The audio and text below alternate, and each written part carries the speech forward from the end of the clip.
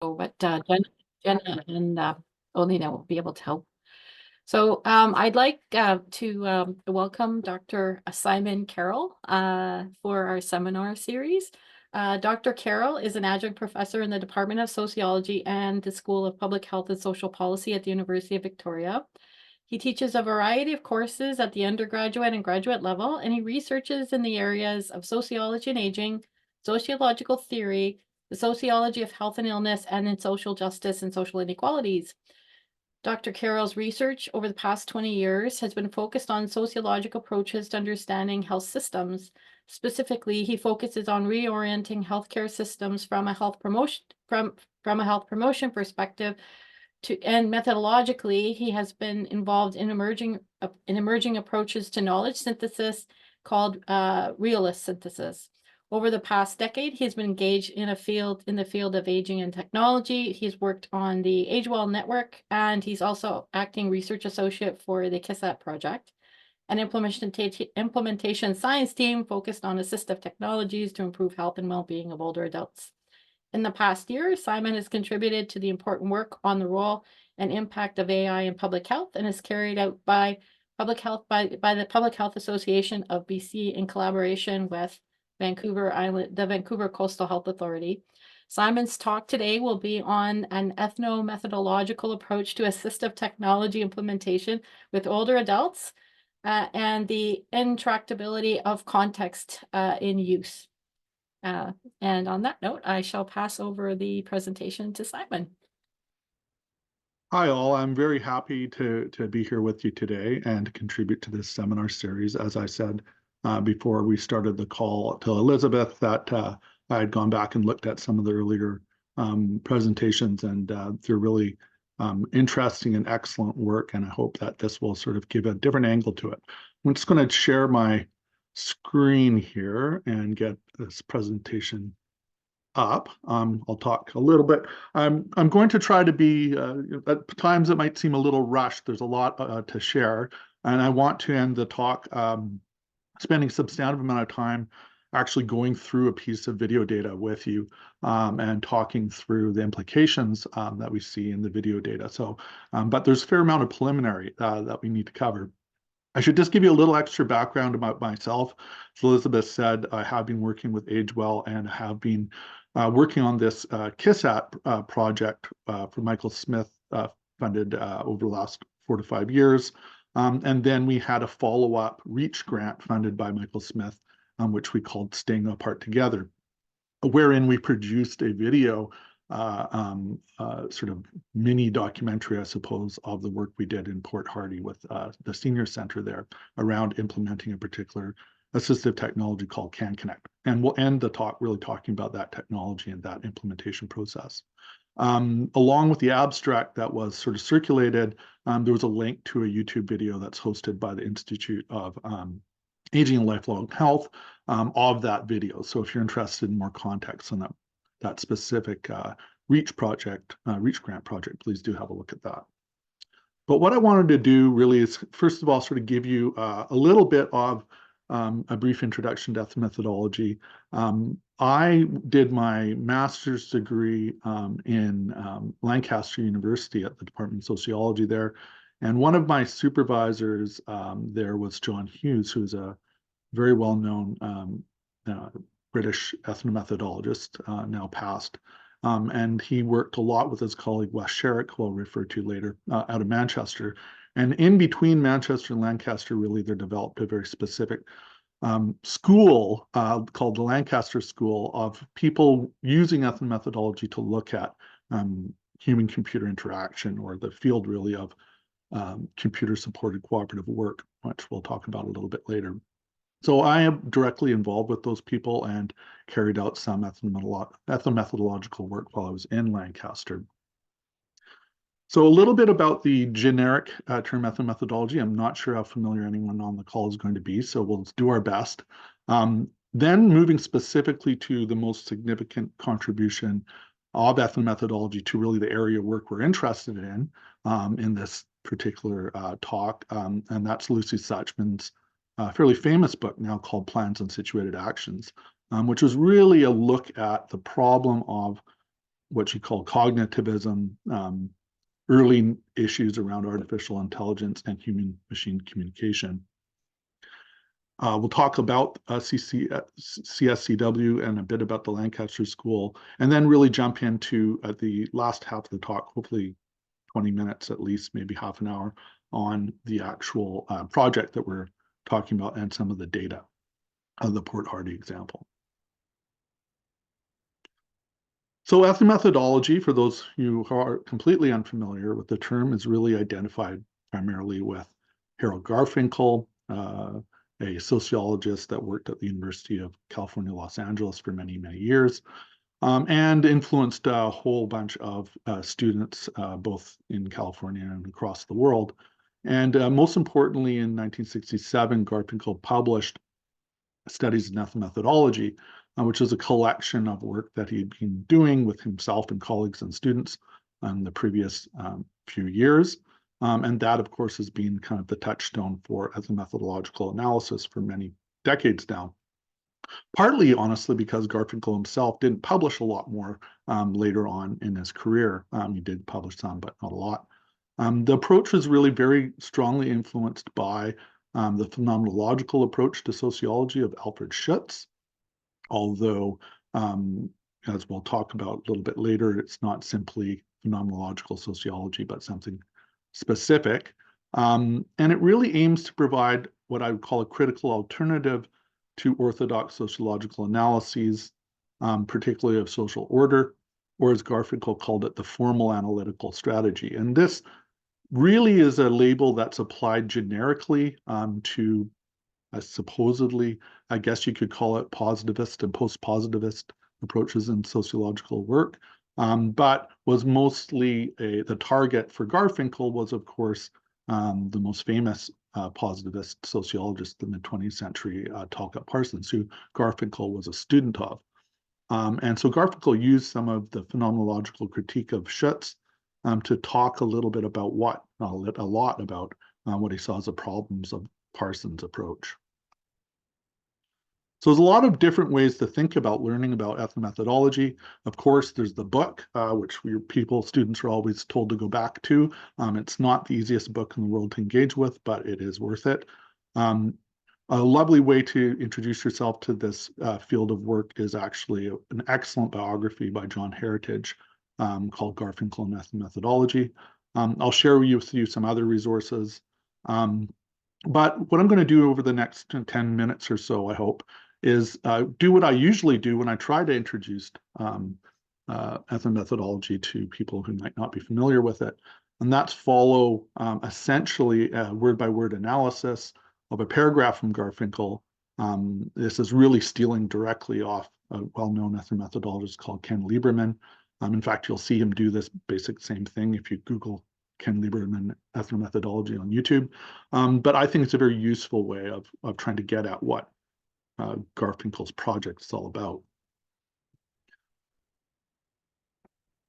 So this is a paragraph. I'm going to read through it quickly, and then we're going to kind of pick it apart and talk about each sort of subphrase. So Garfinkel says, for ethnomethodology, the objective reality of social facts, in that and just how it is every society's locally, endogenously produced, naturally organized, reflexively accountable, ongoing and practical achievement, being everywhere, always, only, exactly, and entirely members' work, with no timeout, no possibility for evasion, hiding out, passing postponement, or buyouts, is thereby sociology's fundamental phenomenon. And every topic of detail and every topic of order is to be discovered and is discoverable and is to be respecified and is respecifiable as only locally and reflexively produced accountable phenomena of order. Now, that's quite a mouthful, and some of you may sort of be already thinking this person must be crazy, but in fact, there's a lot there, and each sort of word and subphrase is very carefully selected. So let's see what's going on here. This is just a fun sort of title of the article that this paragraph comes from, actually an ethnomethodological analysis of looking at the work of people trying to identify quasars, but nevertheless gives you sort of sense of what Garfinkel's language is all about. But let's sort of look at, first of all, what he's doing here. First of all, he is countering and picking apart, honoring, and paying attention to Durkheim's famous sort of imperative, I suppose, or foundational premise for sociological research, which is the objective reality of social facts as sociology's fundamental principle. This is from, of course, the rules of sociological method. Now let's go back to the paragraph and you see what's going on. He has the objective reality of social fact is thereby sociology's fundamental phenomenon. So essentially the same thing, except now we've got all this stuff in the middle. So what is all this stuff in the middle about? Well, let's just start with the first part. In that and just how it is every society's locally endogenously produced social facts. So why locally endogenously produced? Well, for Durkheim, of course, famously, social facts are external and constraining from the outside. They're exogenous to individual behavior. And what Garfinkel wants to say is that social facts are, in fact, locally and endogenously produced by members of social life in specific situations and contexts. Second, they're naturally organized. In other words, they take place not in laboratories or in theories, but they take place in actual settings where people are doing things. A little bit more tricky these days, and we'll come back to this a little bit later in the talk. Reflexively accountable, what does that mean? Well, most of us, when we hear reflexivity at the moment, we think he's now going to tell us about his subject position. I'm a white male of Irish settler extraction, and this is where I've been for so many years, et cetera, et cetera. And that should tell us something about all the potential subjective biases I might have in my research and how it might distort my representation of objective reality. Well, that's nothing to do with what Garfinkel is talking about. Reflexive accountability is not some special intellectual exercise, sometimes thought of as a CYA exercise, but rather is just the stuff of doing everyday social activities that we are constantly making ourselves accountable to each other, making things visible, making things intelligible, making things coherent to each other in a reflexive way in order to understand what's going on here, in order to show and demonstrate competence and all sorts of different things that we do. These ways of presenting what's happening is reflexively accountable. And they are ongoing practical achievements. So they're not just something that happens and then is achieved once and for all, but is something that's ongoing and sustained as a practical achievement. And it's not the theory of it, but the actual practice of it that we're paying attention to. And then, of course, finally, the being everywhere, always, only, exactly, and entirely members' work. That meaning there that no one else is doing these activities but the actual members carrying them out. And they are sustaining and demonstrating and exhibiting the social facts we should be interested in, and that's where we should be paying our attention. And that they can't really have a timeout. They're practically achieving them as they move along. So just to give you a sense, we are practically achieving a seminar at the moment. I'm hopefully contributing to that social order. There'll be a particular time where Elizabeth or Andre tell me to stop talking and I should pay attention.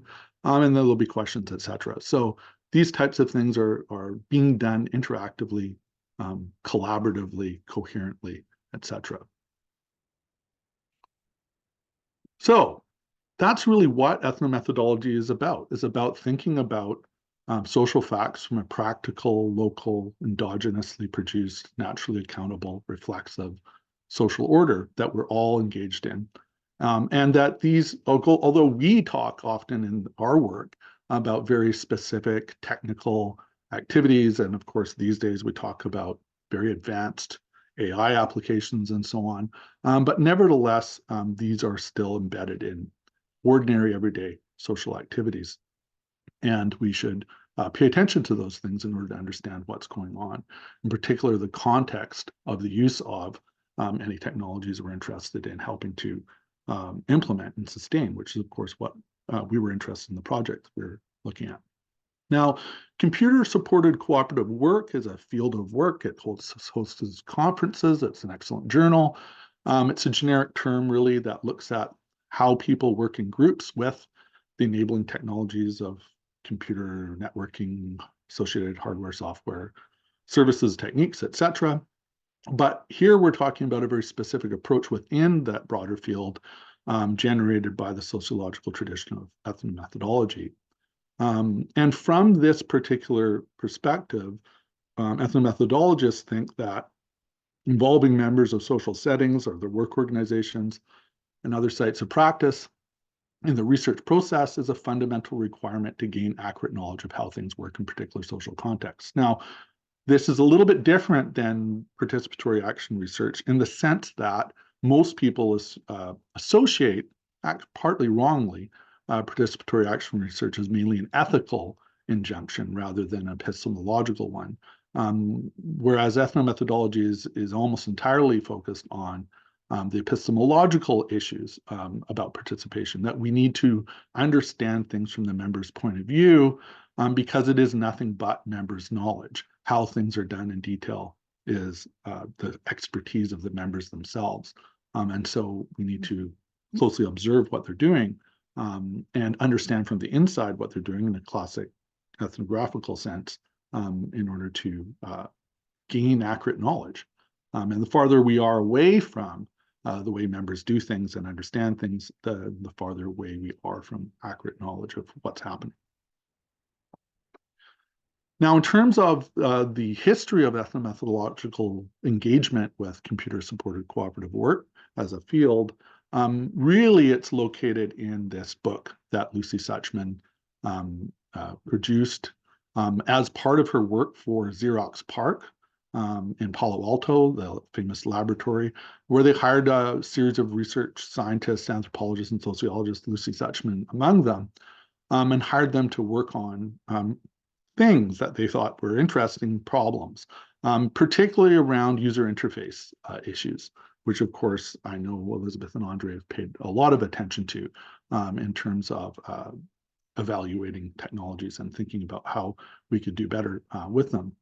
And this is what Lucy was originally sort of hired to look at. And in particular, of course, Xerox was producing lots of different technologies, but one of their biggest sellers was the famous office photocopier, which, as any of us who are a little bit older know, and even probably younger, continuously and as always generated many, many, many user interface problems.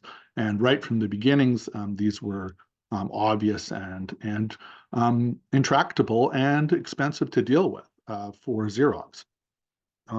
So what's the solution then? Well, of course, Xerox's solution was to start to try to make these machines more artificially intelligent to some extent, in the sense that they could be somewhat autonomous in their self-explication of their internal procedures to the user. In other words, the user would interact with the machine, and the machine itself could anticipate what the users would need to know and provide for them troubleshooting procedures and details and so on that would then help the user fix whatever problem they had. And of course, this attempt to do so was a remarkably failed in many different ways, which was the focus of Lucy's famous book, Plans and Situated Actions.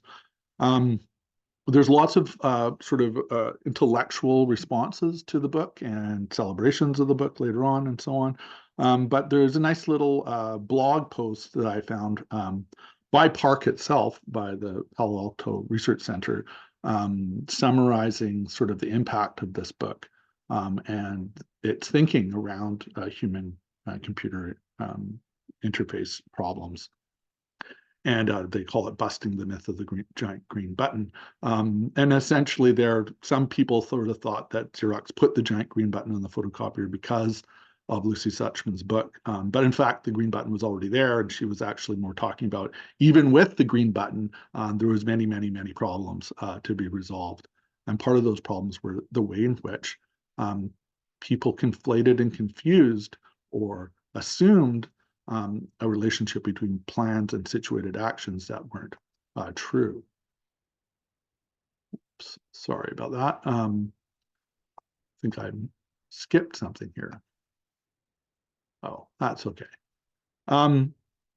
So what really you had with Suchman's work was a series of arguments about how it is that the people trying to plan out the design of these intelligent machines have what we call a cognitivist bias, the notion that inside people's heads are plans about how they're going to try to carry out actions and activities, and that if the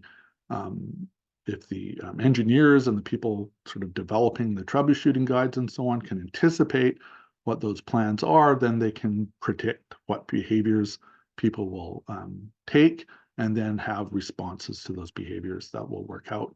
And what Suchman was able to show really was there's no way that the plans can actually determine in advance what's going to happen in any particular context or situation of use. And that situated action itself considers plans in a very different way. Now I'm just going to skip ahead into this quote here from Plans and Situated Actions, which is the behavioral science and common sense that supports the design of interactive artifacts treats a plan as something located in the actor's head, which directs his or her behavior.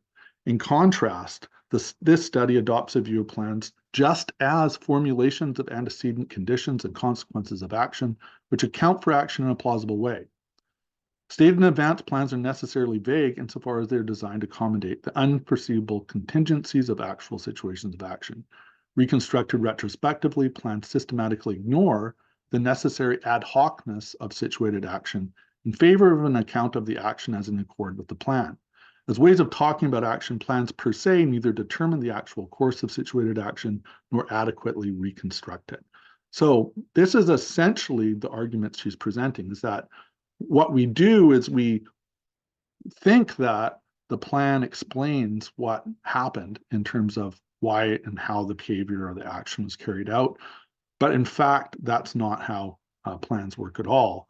We use plans from the perspective of particular contexts of use in order to make sense of them in light of the unforeseeable circumstances that are going to always pop up in any particular situation. And really what I want you to do, if this is sort of overwhelming you in terms of what its implications are, keep it in mind at least when we start to look at the particular piece of data that I want to show you. Here she says, as with any communication, instructions for the use of a tool are guided generally by the maxim that utterances should be designed for the recipients. The extent to which the maxim is observed in an instruction, though, is limited in the first instance by the resources that the medium of communication affords. Face-to-face human interaction is the paradigm case of a system for communication that, because it is organized for maximum context sensitivity, supports a response designed for just this recipient on just this occasion. Face-to-face instruction brings that context sensitivity to bear on problems of skill acquisition. And this paragraph in particular is directly relevant to the data that we'll be analyzing in a few minutes.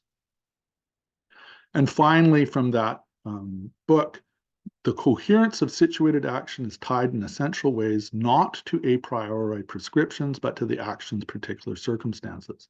A consequence of action situatedness is that communication must incorporate both a sensitivity to its circumstances and built-in resources for the remedy of troubles in understanding that inevitably arise. And of course, inevitably they do arise and still do, despite lots and lots of attempts at trying to take care of them through instructions alone.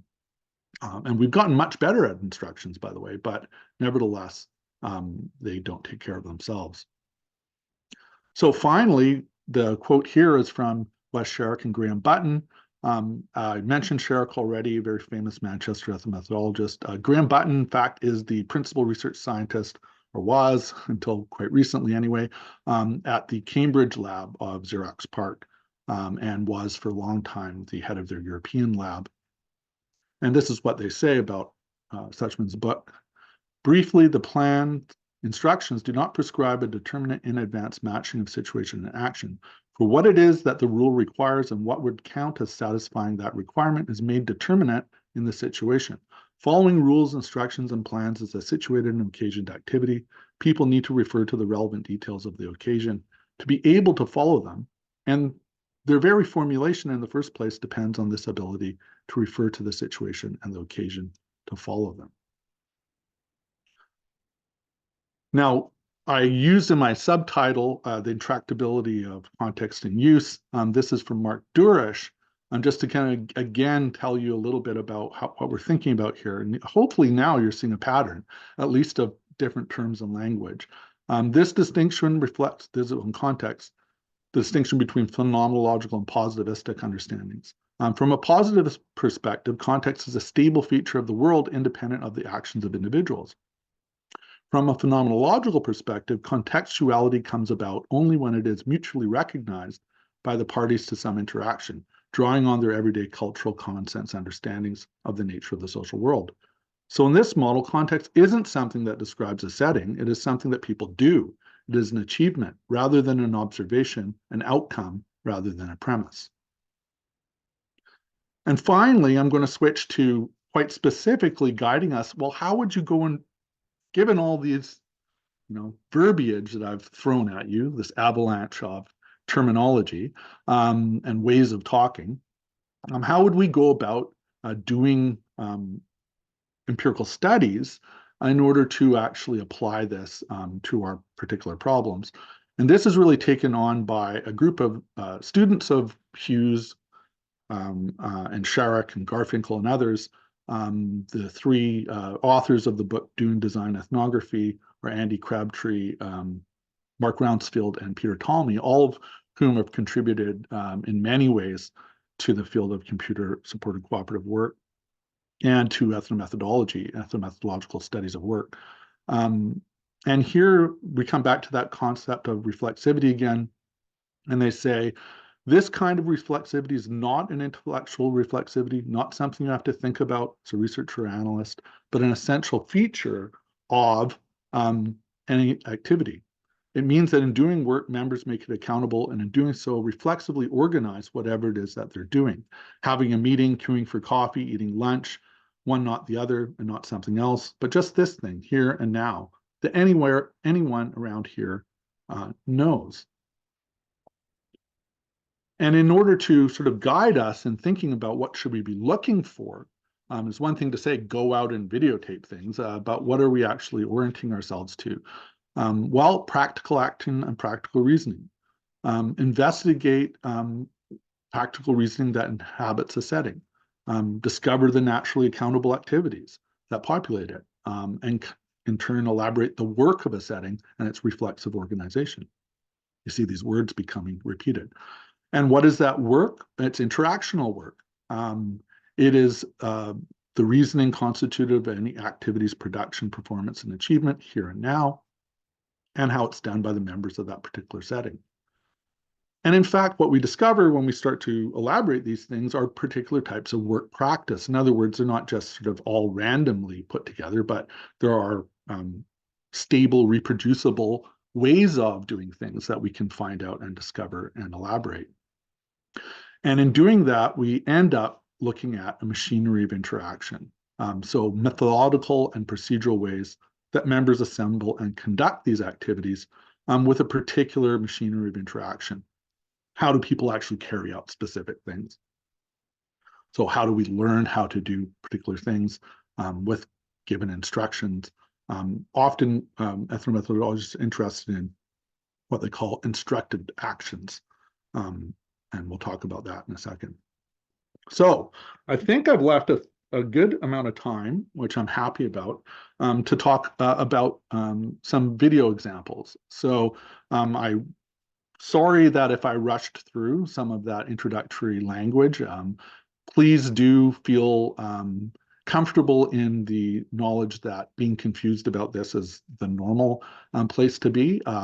It is a bit of a perspectival switch, and so it takes a while in order to really reorient or re-specify what it is that you're doing and thinking when we're looking at empirical studies of this type of work.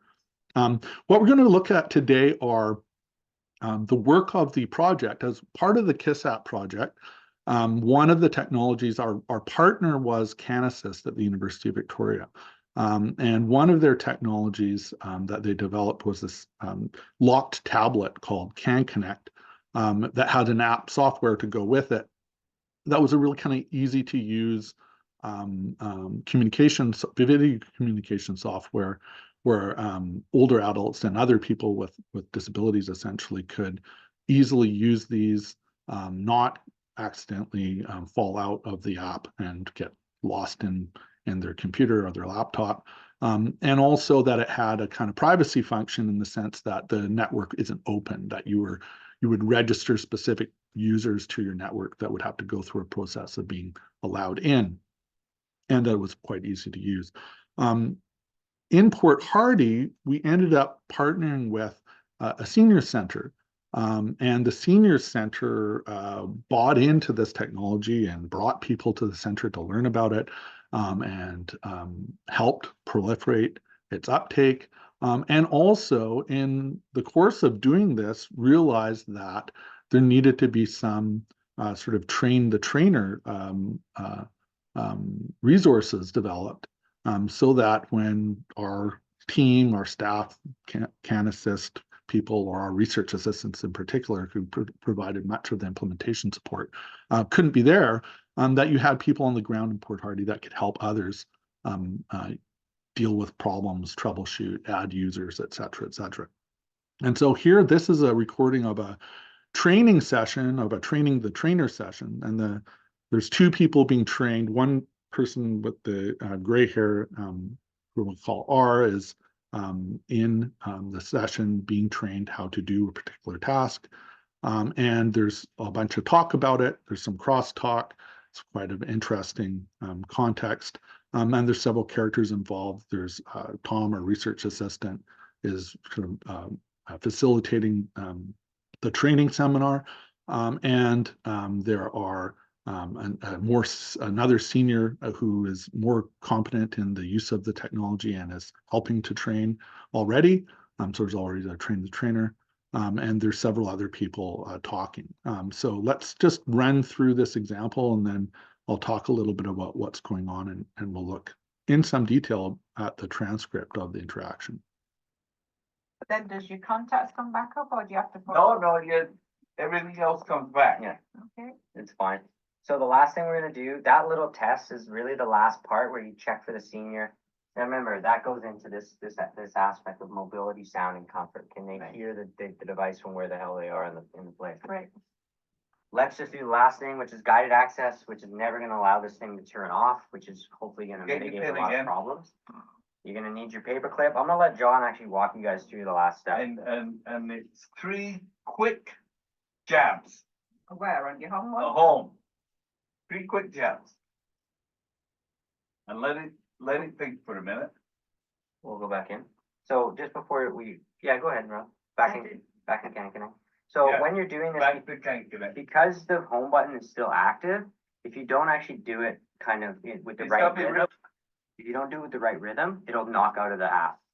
So a little bit faster. There you go. Got it now. And you Almost. go to start. There you go. It's locked. See? Now you can Where's you the can press button? any of the buttons that you So what want. you wanna do is like, if I just go like Go to volume in one. once, Oh, those will it'll change, pop out. So what I'm gonna do is go but on top. like a triple tap. You see that? I'm gonna go cancel. If I go Doesn't- just once you and can't then do tap it anything again, to So I it'll have to go do out. 3 quick And if I go taps like to this, unlock it, bop, bop, bop, Yes. boom. See the difference? and now it's set. Yeah, you wanna hit that, but I'm just gonna pop, pop, pop. There you See go. the There you difference? got it. So Oh, like click try the it. home button. Have you got your finger on the button, or you Nope, just nope, holding the nope, thing? nope, nope, I was just holding it for balance. This is an awkward piece of We equipment. gotta find a better, because that's probably too small. That, Oh, that was just too close. Yeah. no, you gotta set it again. Got it. So, no, so you can feel just the button when you push it in, feel it go down. You blow Yeah, and then do that 3 times.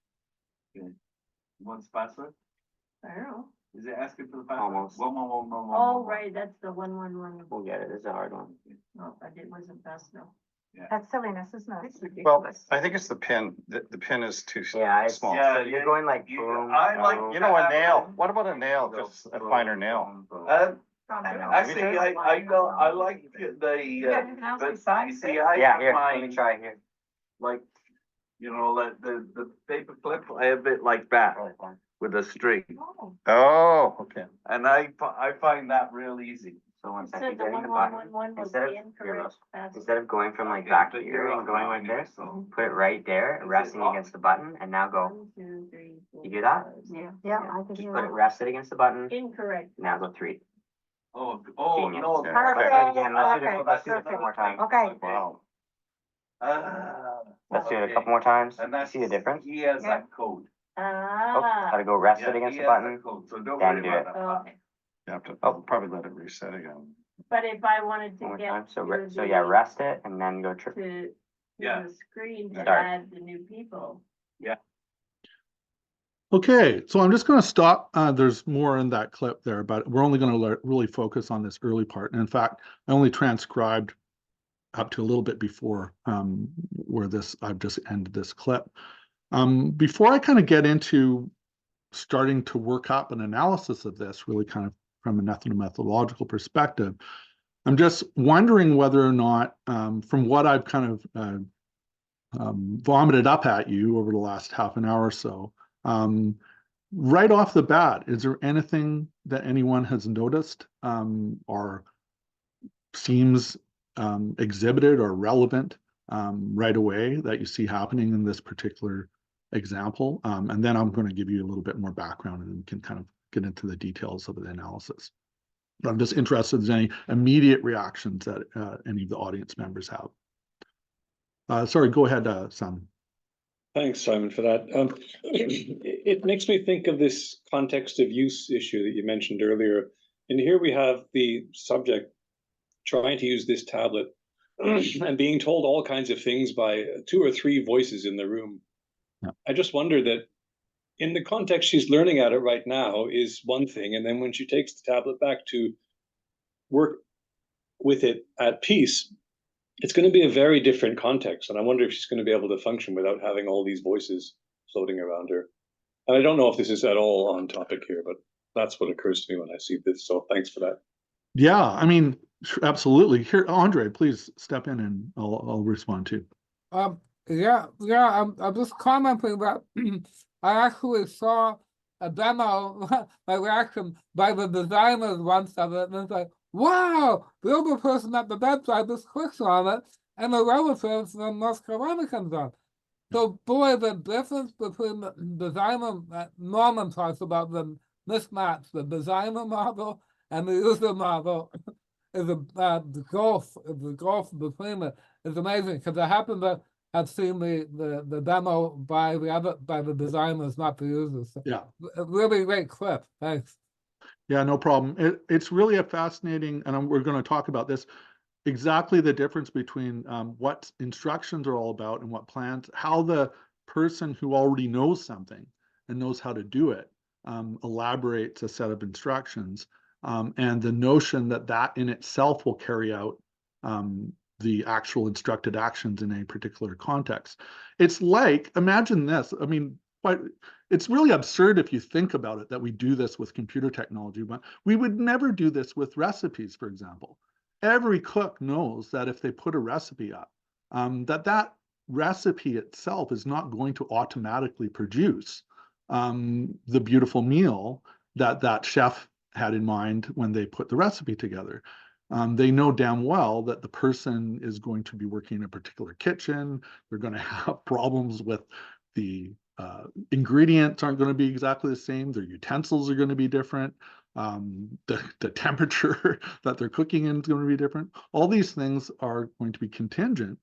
And then the person has to figure out, well, how do I make sense of the recipe in the context of this use, right? So this is kind of a ubiquitous problem that we have. But what I'm going to do is I'm going to come back to that video. I'm happy to sort of roll it back to different spots if people are interested in looking at it again. But let's just give you a little extra context here. So First of all, you notice that Thomas was pointing to a clipboard as part of that instructional sort of activity. There's this artifact that he constructed, which was essentially a sort of a clipboard of writing up elements of what they came up with, this, what they call the PASS system, which was designed specifically for this implementation project. So they called it PASS because it was about preparation, accessibility, and sustainability, and saying, designed to provide new CAN community members and new users a framework for setting up, installing, and using CAN Connect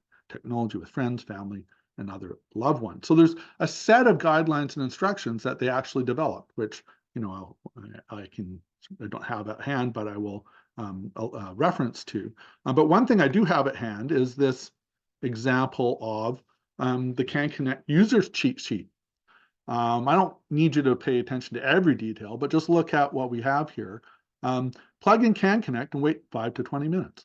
Use pen, paperclip, or pin to press the home button until passcode appears. Note that cheat sheet is being developed as a consequence of this interaction where they figured out that perhaps the pin isn't the best thing in the world. So they've already sort of changed the instructions somewhat. But here you have this, if you look at that 6th bullet point, triple tap the home button to initiate guided access. If you think about how instructions go, you couldn't really think of a more simple verbal instruction. Triple tap the home button. I mean, you know, we think about all the things we're told to do with computers. It's a pretty straightforward thing we're being asked to do. But of course, as we see in the clip, it isn't straightforward at all. And it has a whole bunch of issues that have to be dealt with in a practical sense. How do you pair that instruction, triple tap the home button, with the situated action of the user sitting at the actual desk and doing it? And you'll note that down at the bottom of the deactivated white screen problem, there's also a triple tap the home button. So in fact, from the perspective of the project, where you have this wonderful and in fact very successful implementation, 35 users ended up using it very happily. There's lots of data we have on satisfaction of use and sustainability of use and so on. But it all depended on these people who were local people, seniors themselves, who were going to become competent administrators of the program. In other words, not just ordinary users, but people that could go into the back end and do all sorts of things that are necessary to do in order to both allow new users to get set up and also to deal with any problems as they arose. So what I'm going to do just quickly is start to go through some of the details, and I'm just looking at the time here. Yeah, we're going to take about 15 minutes to go through the details. My understanding is we have 90 minutes total, and then we'll have a nice half an hour to sort of have a back and forth. Does that sound good? Okay. So here he says the little test, and he's looking at his flip charts. And note he says this aspect, he's finishing off essentially that last activity, and they're focusing on mobility, sound, and comfort. And what's really lovely about this project really is that these research assistants sort of figured this stuff out on the go and then developed resources in relation to what they were actually experiencing with those specific users, and then try to apply it in more general sense. But then he says, let's just do this last thing, which is guided access. It's never going to allow this thing to turn off, which is hopefully going to, and then in the background, you have the other training going on. Mitigate a lot of problems. You're going to need the paperclip, your paperclip. And he says, and of course, this is very good practice here. Tom turns to the sort of person just beyond novice, starting to become competent, senior themselves, and says, you lead what you're meant to do. And Jay says, and then it's just 3 quick jabs. And then R says, where on your home? 3 quick jabs. And then she takes the pen and tries to manipulate the home button as instructed.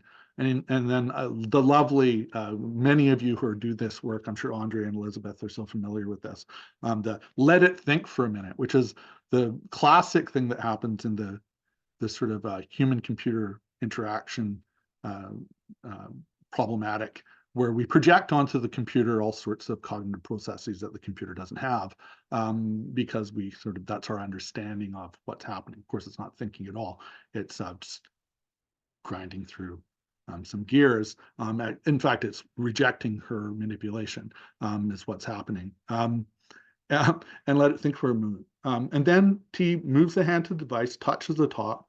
Will it go back in? So go ahead, back in. He's trying to do this again, these paired instructions and actions. And you see this coaching technique starting to happen, which is the classic example of what the coach has got to do.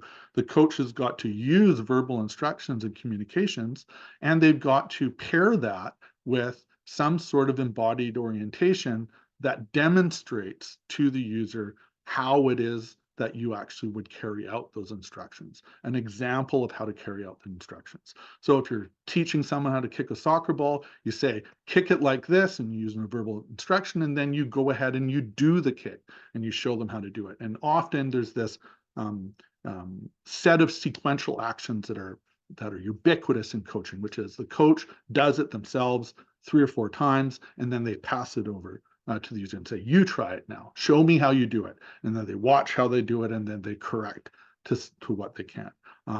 I am at the moment crazily trying to learn how to play golf, and I can tell you that the insanity of instructed activity there is beyond real. I don't know if anyone else on the call has this experience, but it's real and it's there. So back in Can Connect. And then Tom's like, the home button is still active. You don't actually do it right. And then Jay in the background is saying, it's got to be real fast. So the tap's got to be real fast. They can't just be tap, tap, tap. It's not just triple tap. It's triple tap in a particular sort of way. It's got a right rhythm. It'll knock you out of the app. If it's not the right rhythm, it'll knock you out of the app. And then Jay is talking to the other user, and they did it right. So it's, you got it. And Tom's saying a little bit faster.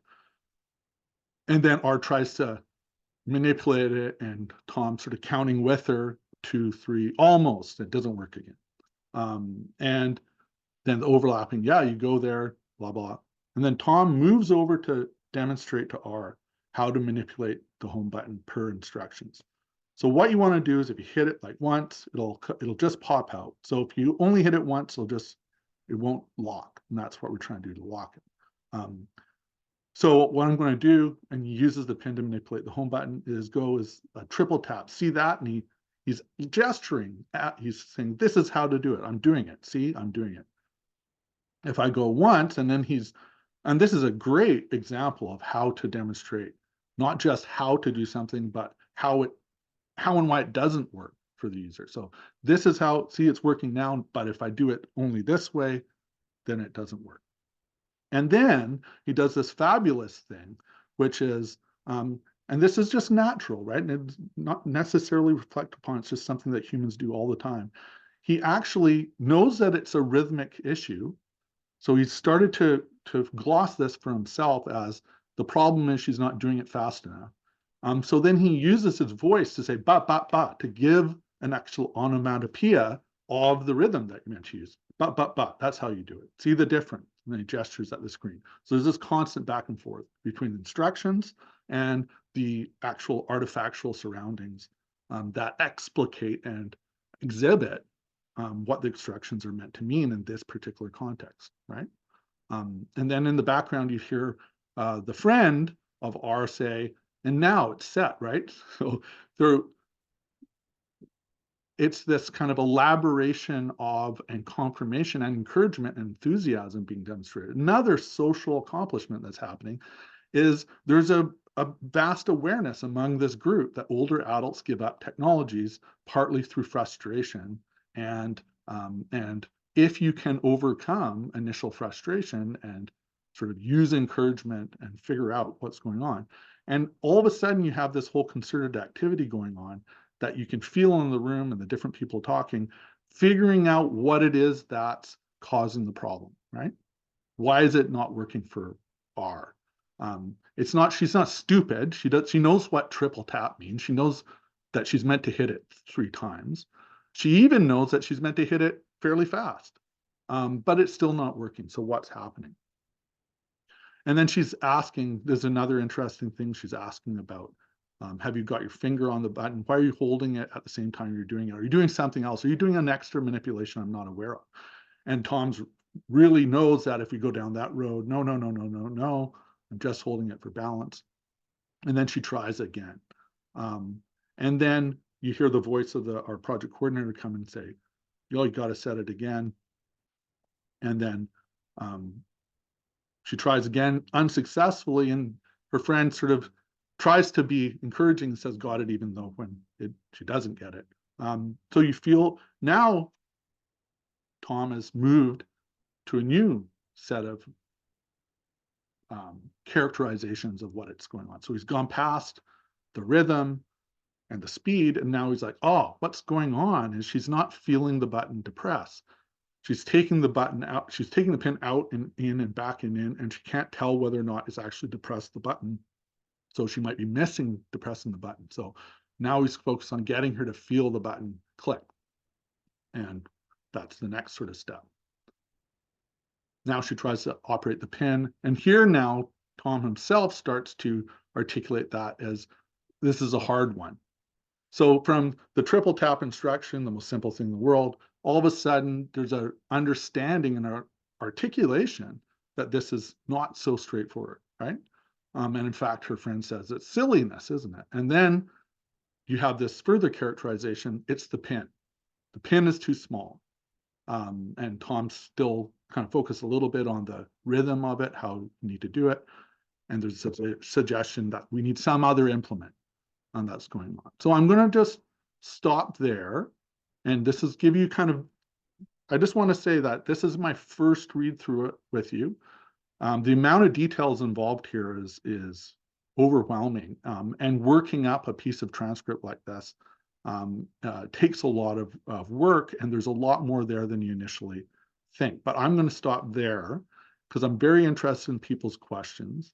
I'm happy to continue to directly talk about this particular clip first, and then we can move to more general questions, or we can go back to general questions about some of the other things I talked about, whatever you feel appropriate. So I'm going to stop the talk there and let us start to have a conversation.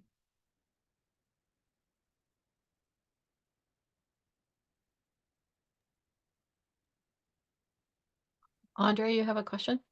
Yeah, just a comment reminds me of the move to different ways of providing training manuals for computer users. Like the 2 areas I remember was the learning by doing idea, and then that led to the minimalist instruction and the minimal manuals.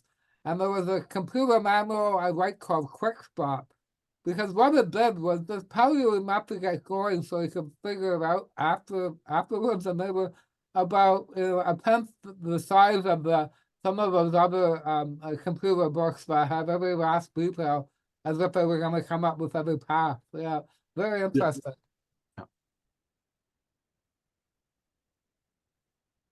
A lot of implication for instruction. Yeah.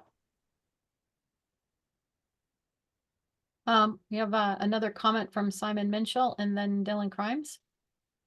Hi again. So it seems to me at first glance that oh my goodness, hi.